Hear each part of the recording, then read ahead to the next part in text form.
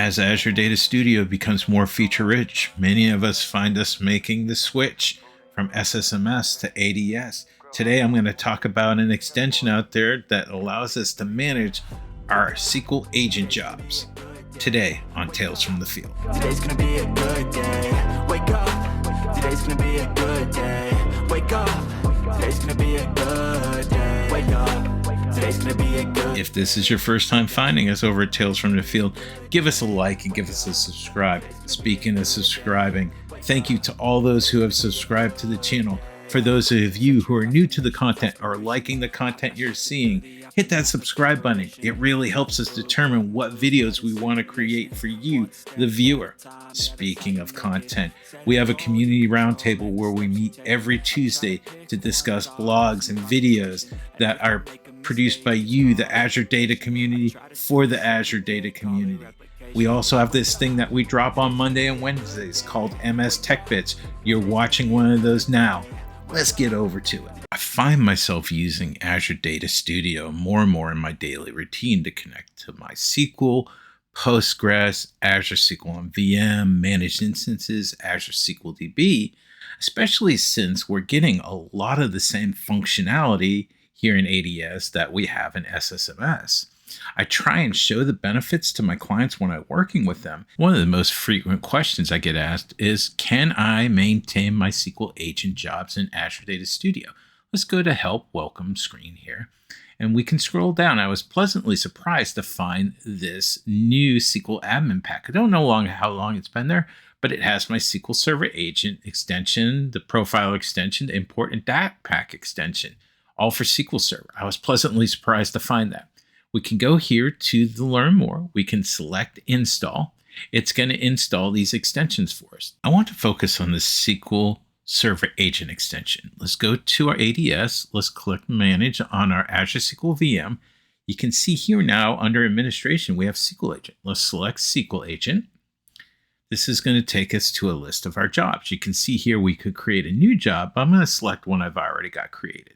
You can see here we have some successes in our output, and you can read down there in the screen. We also have some failures, and we can see our messages in our output there, so you can see our successes and our failures. Let's go to Edit Job. Here in Edit Job, it's going to open a pane on the right-hand side. You can see we have our name, our owner, our category. If we hit the drop down here for category, you can see the predefined categories already set up, or here you would see some of the user-defined ones that you've also deployed. Next, we can go to steps. I'm going to hit one of the steps here. You can see I have two, but I wanted to hit that so you could see it would light up that you can do next step, move step up, delete step, or edit step. Let's go to edit step. Once we go into edit step, you can see here that we have our step name, we have our type, we have our run as, we have our database. You can see here if we hit the drop down for type, you can see we could run a transact SQL script, we could run an operating system script, we could also run a PowerShell script. The same things that we could do in SSMS here in ADS. We also have our command block here where we're going to place the statement that we want the SQL agent job to execute. You can see there we also have parse. Let's click in advanced, and we have on success action, our retry attempts, our retry interval, our on failure action, and some of our other favorites there. Output file, log the table, include step and output history. Similar to what we would see in SSMS, just with a little bit of a different layout. Let's go to schedules. You can see here I have two schedules associated. I want to focus on the bottom of the screen. You can see here you can pick a schedule, you can remove a schedule. Can't add a schedule here yet. Just something to point out. Let's go to alerts. You can see alerts are empty. I'm going to touch on that in a little bit. Let's pop on over to notification. You can see we have email, we have page. We could write to the Windows application event log. And then I mentioned that I wanted to talk about alerts a little bit. When we were looking at the job itself, you noticed, I don't know, you may have noticed that alerts weren't showing up in there. However, when I go back to the dashboard and I select on alerts, I can see the different alerts I have defined. I'm not sure if this is by design or if this is a bug. I'll update you in the description when I find out a little bit more information about what is going on here.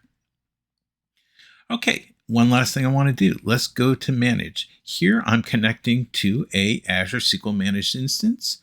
I can go under administration, select on the SQL Agent, and you can see here, just like we could on our Azure VM, we can see our SQL Agent jobs that we've deployed to our managed instance.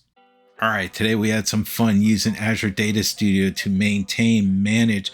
Heck, we could even deploy a SQL Server agent job if we wanted to. We did this by installing the SQL Server agent extension by the way of installing the SQL Admin Pack extension that I was pleasantly surprised to find on the homepage. You know where we like to keep this going, down in the comments below, and always be good to each other. Today's gonna be a good day. Wake up. Today's gonna be a good day.